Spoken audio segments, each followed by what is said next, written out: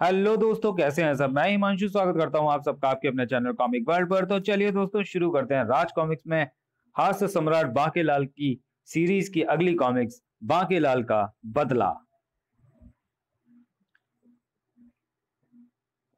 दुखी मन मेरे सुन मेरा कहना, जहां नहीं चैना वहां नहीं रहना। दुखी मन मेरे, लो कर लो बात। किस्मत फूटती है हर बार मेरी, और दुखी हो रहा है मोटा मुच्छर, नास पीटा सड़ जाना। सहसा बांकेलाल की निगाहें जा अटकी पके जामुनों के उस वृक्ष पर, और अगले ही पल उसकी राल राल उसका गिरेबान भिगोने लगी। यम यम यम पके जामुन। वाह ठहरिए महाराज, जरा जामुनों से मुंह काला करते जाइए। बांकेलाल, क्या क्या कह रहे हो? मेरा मतलब है महाराज कि आगे बढ़ने से पूर्व क्यों ना छक्कर पके हुए जामुन खा लिए जाएं। देखिए, बंदर भी तो कितने मजे से खा रहे हैं।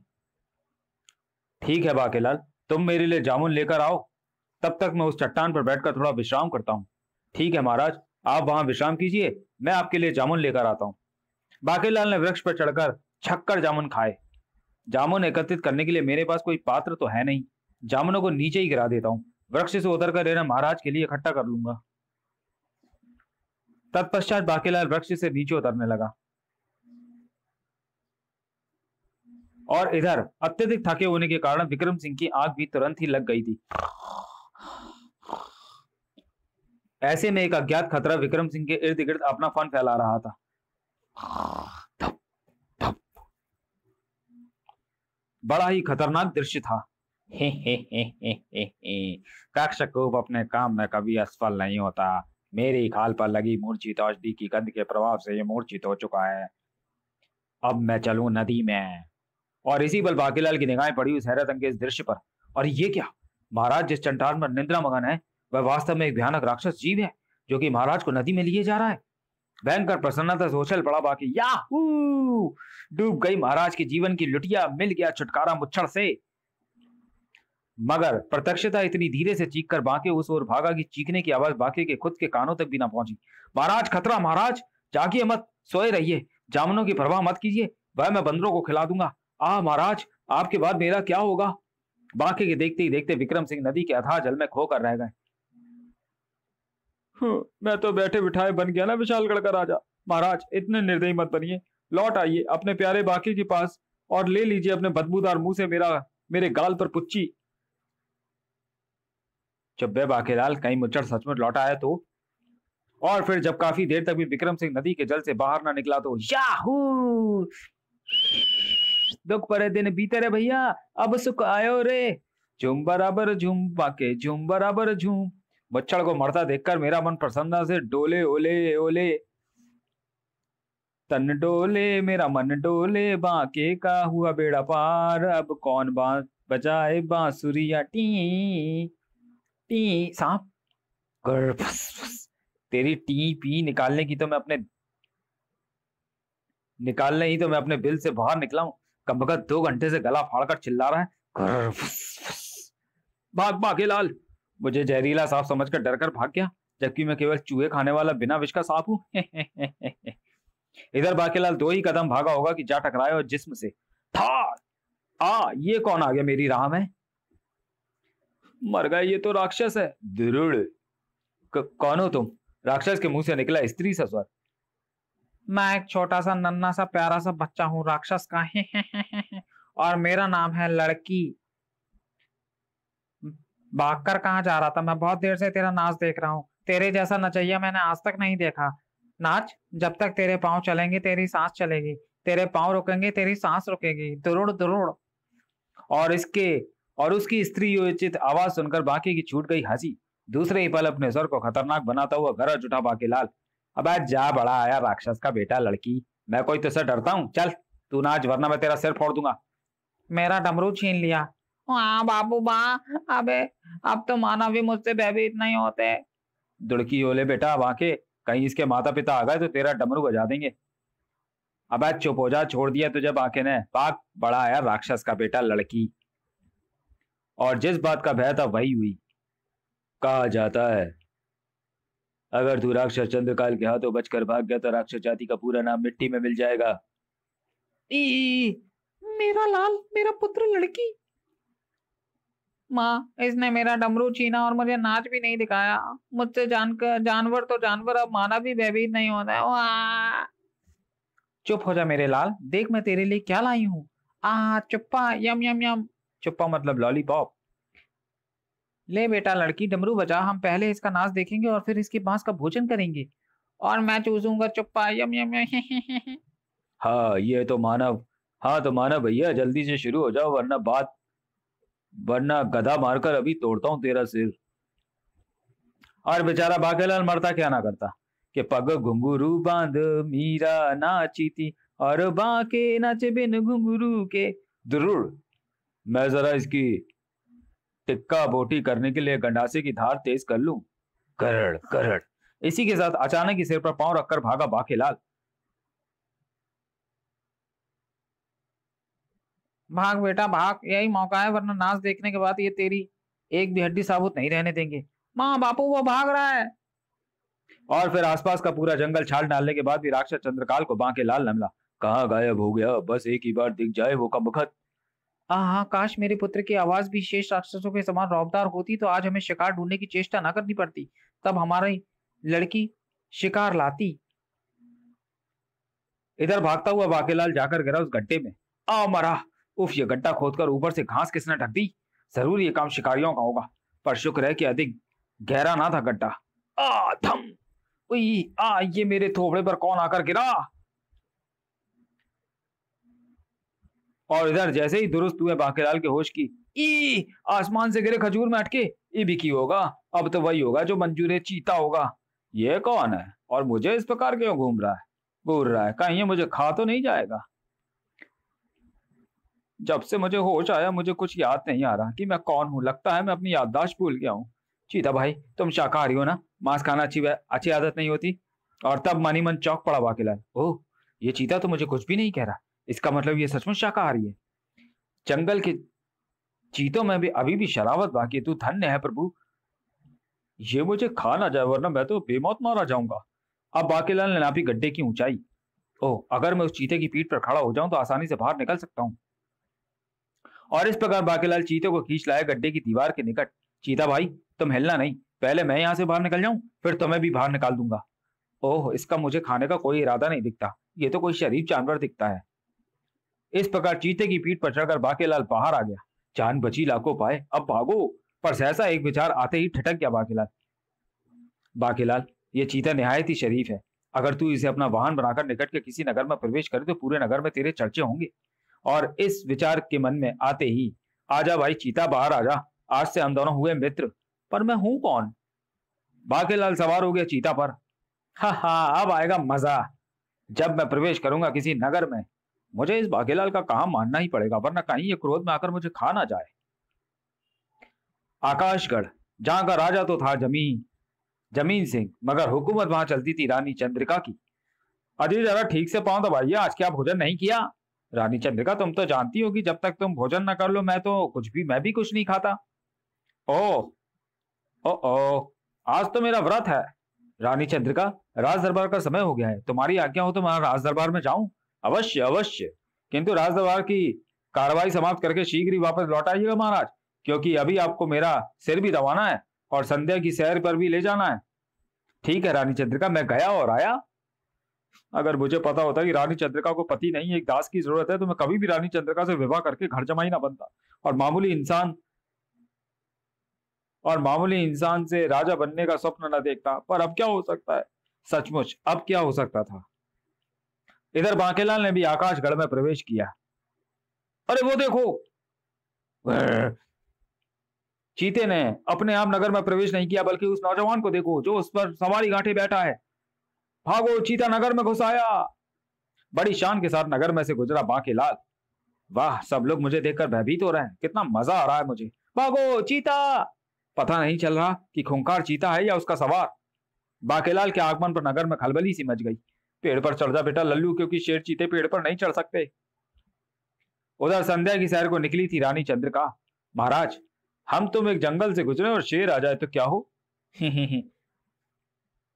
रानी चंद्रिका, शेर से मैं कहूंगा कि तुम्हें छोड़कर मुझे खा जाए, पर फिर भी वो तुम्हें ही खाने की जिद करे तो मजा आ जाए। आप कितने पतिव्रता पति है महाराज, मैं आपको पाकर धन्य हो गई। क्या ये क्या महाराज, ये सब इतना भयभीत होकर कहाँ भागे जा रहे हैं? मुझसे ज्यादा भयभीत तो संसार में दूसरा कोई ना होगा। जब मैं नहीं भाग रहा तो फिर ये क्यों भागे जा रहे हैं पता नहीं। चीता महाराज, चीता। ओ, राजा रानी की सवारी। शुक्र है घोड़े चीते को देखकर पिदक गए। महाराज थोड़े बेकाबू हो गए हैं। अपनी म्यान से तलपनी तलवार खींचकर स्वयं ही आत्मरक्षा के लिए तैयार हो जाइए। महाराज शेष घोड़े तो चीते को देखकर ही बिदक गए, मगर हमारे रथ के घोड़े क्यों नहीं बिदके? हम इसलिए नहीं बिदके क्योंकि आज हम घोड़े लेंगे उन कोड़ों का हिसाब जो रानी के आज तक हमारे जिस्मों पर बसाए हैं। बाकी का चीता भी आकर रुक गया उस रथ के ठीक सामने। राजा जरूर मेरी बहादुरी पर प्रसन्न होगा। मुझे एक बार तो पता चल जाए कि मैं कौन हूं। डटे रहना मित्र, रोज रोज कोड़े खाकर जीने से तो अच्छा है कि हम इस चीते का भोजन बनकर इसका कुछ भला करें। इधर घबराकर रानी चंद्रिका ने चीते पर दे मारी व गदा टना। अरे रे, ये क्या करती है महारानी जी? और दूसरे ही पल याद आ गया, मैं तो चीता हूं। उस गड्ढे में सिर के बल गिरने से मेरी याददाश्त खो गई थी, जो कि इस मानवी के मार से पुनः वापस लौट आई है। ये चीता भाई तुम्हें लगी तो नहीं? अगले ही पल चल नीचे, मुझे क्या तूने घोड़ा समझ रखा जो मेरी पीठ पर सवारी गांठ रहा? उफ, मरा। क्रोध में भरे चीते ने रथ पर छलांग लगाई। आओ, तूने मुझे मारा, तेरी यह हिम्मत चीते पर हाथ उठाती है? बचाइए महाराज। वाह, यह सुनहरी अवसर भला मैं हाथ से कैसे जाने दूं? भय के कारण इतनी जोर से चिल्लाई रानी चंद्रिका की उसकी आवाज ही गले में खोकर रह गई। अब तुझे कौन बचाएगा? नहीं। तभी कहीं से ससराए वह तीर और हो गया चीता की कनपटी के आर पार। मर गया मैं तो। ओह, किस कमबख्त ने चलाया तीर। तभी सामने आया सेनापति फुर्ती सिंह। सेनापति फुर्ती सिंह के आगे किसी की फुर्ती नहीं चलती। जल्दी से मैंने पहुंचाया और फुर्तीला बन रहा है ये बड़ा आया। वाह सेनापति, तुम्हारा तो सिर धड़ से जुदा कर देना चाहिए। कितने सही वक्त पर पहुंचे तुम, अन्यथा अगर तुम्हारी रानी को कुछ हो जाता तो हम भी अपनी रानी के साथ सता हो जाते। मेरी आवाज को क्या हुआ? फुर्ती सिंह हमेशा वक्त पर ही पहुंचता है महाराज। आओ रानी, संकट टल गया। रानी की आवाज को क्या हुआ महाराज? और तब रानी जी की आवाज चली गई है। क्या रानी चंद्रिका गूंगी हो गई? ये तो खुशी की बात है। महाराज इसका क्या करें? इसकी आरती उतारो। मेरा मतलब रानी जी की आवाज इसी के कारण गई है। सेनापति फुर्ती सिंह के आदेश पर ही बाकेलाल को सैनिकों ने पकड़ लिया था। पहले इसका नाम पूछो और फिर इसे सिंहों की बस्ती में फेंक दो। सिंहों की बस्ती? हाँ, अब जल्दी से अपना नाम बोलो। मेरा नाम है बाकेलाल। मगर महाराज मेरी बात तो सुनिए, मैं बिल्कुल बेकसूर हूँ। वह चीता तो बहुत शरीफ आदमी था, मेरा मतलब जानवर था, पता नहीं अचानक कैसे खूंखार उठा। इसे ले जाओ और फेंक दो सिंहों की बस्ती में। सैनिक बाकेलाल को पकड़कर ले चले सिंहों की बस्ती। मैं निर्दोष हूं महाराज, मुझे सिंहों की बस्ती में मत फेंकिए। घबराओ नहीं बाकेलाल, तुम्हें वहां बचने का एक अवसर जरूर दिया जाएगा। और बाकेलाल को बैठा दिया गया उस उड़न खटोले पर, जो कि सैनिकों द्वारा धक्का दिए जाते ही लुढ़क पड़ा उस ढलान पर। बाकेलाल, इस भयानक वन में सिंहों का राज है और तुम्हारे पास बचने के लिए सिर्फ एक पिंजरा। अगर तुमने उस पिंजरे से बाहर निकलने की चेष्टा की तो फिर ईश्वर ही मालिक है। पछताओगे, बहुत पछताओगे तुम आकाशगढ़ के वासियों। बाकेलाल आ फंसा उस पिंजरे में थम, और इसी पल भयानक गुर्राटों की से गूंज उठा संपूर्ण वन, जिन्हें सुनकर रोंगटे खड़े हो गए उसके। अरे बाप रे, लगता है जैसे सैकड़ों सिंह एक साथ मिलकर दहाड़ रहे हो। सबसे भयंकर दहाड़। और निगाहें अपने चारों ओर दौड़ा दी। बाकेलाल के देवता कूच कर गए। हो गई उसकी सिट्टी पिट्टी गुम। बाकेलाल क्या, ऐसी स्थिति में कोई भी फंसा हो तो उसका भी हाल वैसा ही होता। सिंहों की बस्ती के ये बीसियों सिंह मेरी टिक्का बोटी एक करने को बेचैन हो रहे हैं। ओह, तो प्राण बचाने का ये अवसर दिया है मुझे उस कमबख्त राजा ने कि जंगल के बजाय उस पिंजरे में फिकवाया। लेकिन यहां मैं भूखा प्यासा कितने दिन जीवित रहूंगा? अबे हाथ तो मिला ले, तू तो ऐसा डर रहा है जैसे मैं तुझे खा जाऊंगा। और अगर मैंने यहाँ से भोजन की तलाश में बाहर निकलने की चेष्टा की तो भोजन किसे मिलेगा, ये तो आप देख ही रहे ना। और रात भर झपकी तक ना ले सका बाकेलाल। राजा के बच्चे, अगर मैं यहां से किसी प्रकार बच निकला तो समझ ले कि तुझ पर मैं बिजली बनकर गिरूंगा। रात भर सभी सिंह भी पिंजरे के बाहर ही बैठे रहे और फिर प्रातः ही बाकेलाल का बदला बहुत भयानक होगा राजा। गुड साथियों, अगर हम यहीं बैठे रहे तो ये मानव भूखा मर जाएगा, मगर पिंजरे से बाहर नहीं निकलेगा। अच्छा होगा कि हम इधर उधर छिप जाएं और भोजन की तलाश में जैसे ही ये मानव बाहर निकले, हम इसकी टिक्का बोटी तुरंत नापते हैं। ही गड़काओ, कैसी रही योजना? वाह क्या योजना है। ये सारे सिंह मिलकर क्या योजना बना रहे हैं? अरे ये क्या, ये सारे सिंह तो जा रहे हैं। लगता है इन्हें जल्दी ही इस बात का एहसास हो गया है कि मैं इतनी आसानी से हाथ आने वाली चीज नहीं हूं। और फिर जब काफी देर तक भी कोई शेर बाकीलाल को वहां दिखाई ना पड़ा तो यही अवसर है, इससे पहले कि शेर वापस आ जाए, मुझे पेड़ पेड़ होकर इस जंगल से निकल जाना चाहिए। पर पहले तो पिंजरे से बाहर निकलना होगा। इस जंगल के पेड़ आपस में कितने सटे हुए हैं कि आराम पूर्वक इस वन से बाहर निकल सकता हूँ। फंस गया बकरा हमारे फैलाए जाल में। बाकीलाल ने एक बार फिर आसपास देखा और पिंजरे से बाहर कूद लगा दी। चाहे बजरंग बली, तोड़ दुश्मन की नली। और ठीक उसी पर धोखा, बाकीलाल तेरे साथ धोखा हो गया।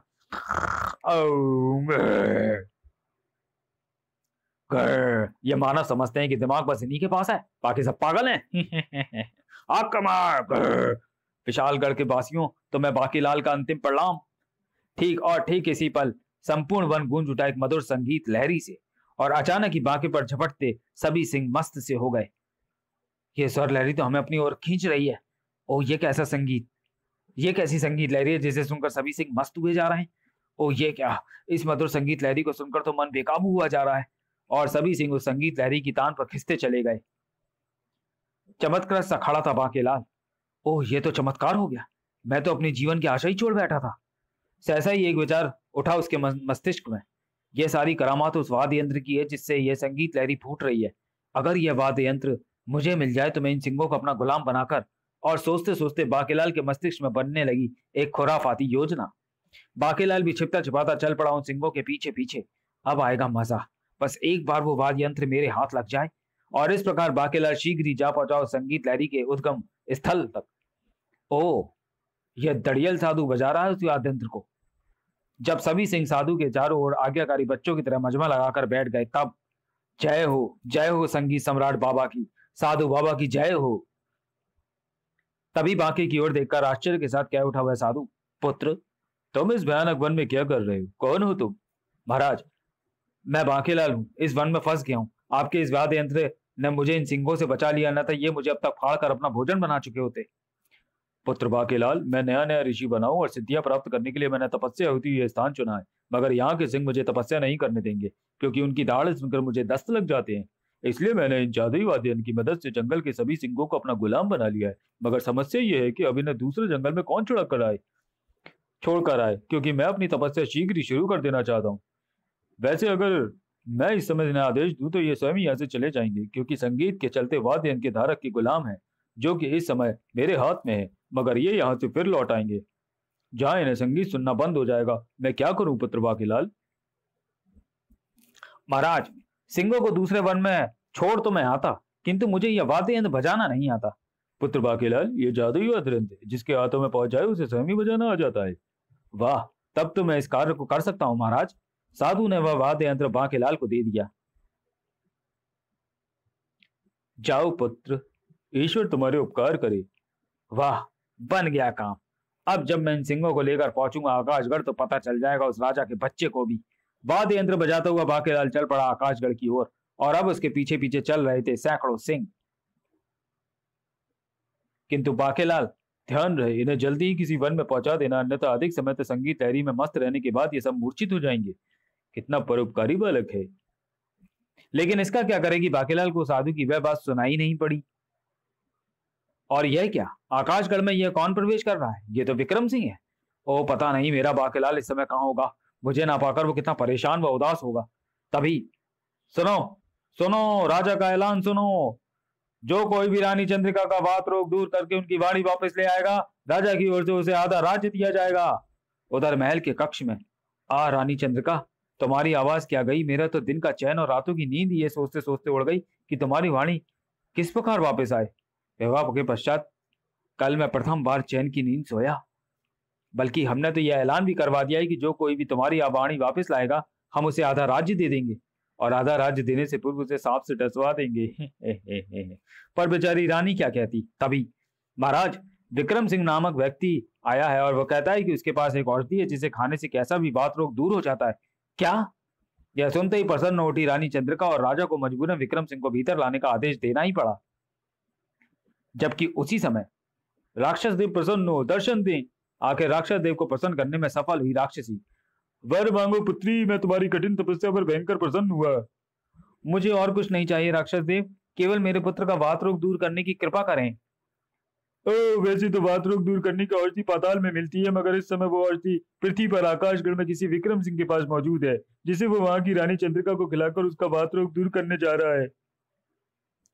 इतना कहकर राक्षस देव हो गए अंतर्धान। तभी भुखटियां तन गई राक्षस चंद्रकाल की। नहीं, वह औषधि रानी चंद्रिका नहीं, चंडिका नहीं, मेरा पुत्र गाएगा। अजी मैंने कहा जल्दी कीजिए, कहीं वो नामराद विक्रम सिंह वो औषधि रानी चंद्रिका को खिलाई न दे। महाराक्षस चंडकाल ने अपनी पत्नी और अपने पुत्र लड़की के साथ ही आकाशगढ़ में प्रवेश किया। चूहो, भाग जाओ वरना बेमौत मारे जाओगे। आज भयानक तबाही मचाता हुआ आगे बढ़ा वह राक्षस परिवार। मैं एक छोटा सा नन्हा सा प्यारा सा बच्चा हूँ, राक्षस कहाँ है? दुरुड़ दुरुड़ महल का विशाल दरवाजा राक्षस चंडकाल की एक ही ठोकर से टुकड़े टुकड़े होकर बिखर गया था। औषधि केवल राक्षस का बेटा लड़की खाएगा। बता कहाँ है विक्रम सिंह और रानी चंद्रिका? अपने कक्ष में। उधर रानी के कक्ष में जा पहुंचे थे विक्रम सिंह। यह लीजिए महाराज, यह रही पाताल की वह औषधि जिसे खाकर रानी जी की वाणी पुनः लौट आएगी। तेरा बेड़ा गर्क हो जाए मोटे, तू पतला हो जाए। तभी कक्ष की एक दीवार भरभरा कर गिर गई और भीतर आ गया पूरा राक्षस परिवार। मैं हूँ राक्षस चंडकाल, ये मेरी धर्म पत्नी है और यह मेरा पुत्र लड़की, जिसके वात रोग को दूर करने के लिए मुझे चाहिए वो औषधि। यह औषधि खाकर मेरी आवाज भी शानदार हो जाएगी ना? हाँ बेटा जरूर। लेकिन इससे पहले कि राक्षस चंडकाल राजा जमीन सिंह के हाथों से वो औषधि छीन लेता, वहां गूंज उठी संगीत लहरी। माँ बाबू, ये संगीत लहरी कैसी है? मेरा मन तो इस पर नाचने को कर रहा है। मैं एक नन्हा सा छोटा सा प्यारा सा बच्चा हूँ राक्षस का। पी चटनी में पुदीना, बाके को मिल गई वीणा, बदला लेने अब आएगा मजा। इधर बाकेलाल ने भी प्रवेश किया महल में। अरे ये क्या, चारों ओर घनघोर शांति छाई है, महल का मुख्य द्वार भी टूटा पड़ा है। और जब कक्ष में भीतर प्रवेश हुआ बाकेलाल तो उसे देखते ही विक्रम सिंह की खिल गई बाँछें। मेरा प्यारा बाकेलाल! राजा देख, हाँ देख, तेरा हाजमा बिगड़ा जाए। बाकेलाल के साथ ही भीतर प्रविष्ट हुई सिंह सेना। उफ, ये बाकेलाल सैकड़ों सिंहों को यहाँ लेकर क्यों आया है? ये तो वही बाकेलाल है। अरे बाप रे, ये तो वही राक्षस चंडकाल है। मर गए, और ये मुच्छर जिंदा होकर यहाँ कैसे पहुंच गया? बाकेलाल की ओर झपट पड़ी राक्षसी। अजी मैं इस बाकेलाल को पकड़ती हूँ और आप उस औषधि पर कब्जा कीजिए। मर गए बेटा बाके, अब अगर जान बचानी है तो। बाके ने सिंहों को दिया आदेश, आक्रमण, खत्म कर दो इन राक्षसों को। बचाओ स्वामी। लेकिन एक ना चली राक्षस चंडकाल की। बचाओ। 20 सिंहों ने मिलकर राक्षस चंडकाल, उसकी पत्नी और उसकी बेटी की बोटी बोटी अलग कर डाली। तब विक्रम सिंह ने कहा, रानी जी जल्दी कीजिए, यह औषधि खा लीजिए ताकि आपकी वाणी ठीक हो सके। जल्दी करो रानी, यही अवसर है, अपने सभी दुश्मनों को शेरों का भोजन बनवा देता हूँ और कर लेता हूँ आकाशगढ़ के राजा राज सिंहासन पर अधिकार। लेकिन इससे पहले कि बाकेलाल ऐसा कोई आदेश दे पाता, सभी सिंह एकाएक मूर्छित होते चले गए। और ये सब तो मूर्छित हो गए, आधी टूट गई अब मेरी योजना की टांग। और तब मेरा प्यारा बाकेलाल, मैं जानता था कि तुम मुझे ढूंढ ही लोगे। मेरी वाणी लौट आई। हे प्रभु, अब मुझे बहरा कर दे। महाराज, मैंने आपको कितनी आवाजें लगाई पर आपकी नींद ना टूटी, और जब तक मैं वृक्ष से उतरकर नीचे आया तब तक वह भयानक जीव आपको लेकर नदी में समा चुका था। हाँ बाकेलाल। कक्षकूप हमें लेकर पहुंचा पाताल नगरी के राजा उलट सिंह के पास, जो कि अपनी प्रजा सहित एक भयानक रोग से ग्रस्त थे। ऐ मानव, मेरे और मेरी समस्त प्रजा के सिर में भयानक पीड़ा रहती है, जिसका उपचार करने के लिए हमने तुम्हें पृथ्वी से यहाँ बुलाया है, क्योंकि पाताल लोक के राजवैद्य की भी इस रोग को समझ नहीं पाए, और हमने सुना है कि पृथ्वी बुद्धिमान मानवों से भरी पड़ी है। ओह, किंतु महाराज आप इस प्रकार उल्टे क्यों रहते हैं? उल्टे हम कहाँ हैं मानव, उल्टे तो तुम खड़े हो। पाताल लोक के सभी नागरिक तो इसी प्रकार रहते हैं। ओ महाराज, अगर आप मेरी तरह सीधे खड़े होकर रहेंगे तो आपको पीड़ा कुछ ही देर में दूर हो जाएगी। इस प्रकार जब मैंने उनकी पीड़ा को दूर कर दिया तो हमारे सिर की पीड़ा दूर हो गई। वाह विक्रम सिंह जी, ये लीजिए, ये औषधि आप रख लें। इस औषधि से गूंगे भी बोल सकते हैं और किसी भी प्रकार का वात रोग दूर हो सकता है। और तब बाकीलाल हमें भी क्षमा कर दो, हमने तुम्हारे साथ बहुत बुरा बर्ताव किया, जबकि तुमने भयानक राक्षस परिवार से हमारी और हमारे नगर की रक्षा की। वह तो ठीक है महाराज, मगर अब इन सिंहों को होश में आने से पूर्व किसी जंगल में पकड़वा दीजिए। तभी बाकीलाल के हाथ से गायब हो गया वो वाद्य यंत्र भी। ओह, कार्य पूरा होते ही वह वाद्य यंत्र भी मेरे हाथ से गायब हो गया।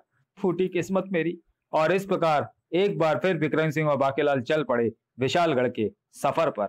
समाप्त। तो चलिए दोस्तों, वीडियो को यहीं समाप्त करते हैं और मिलते हैं बाकीलाल सीरीज की अगली कॉमिक्स जादू की झील में। तब तक के लिए धन्यवाद।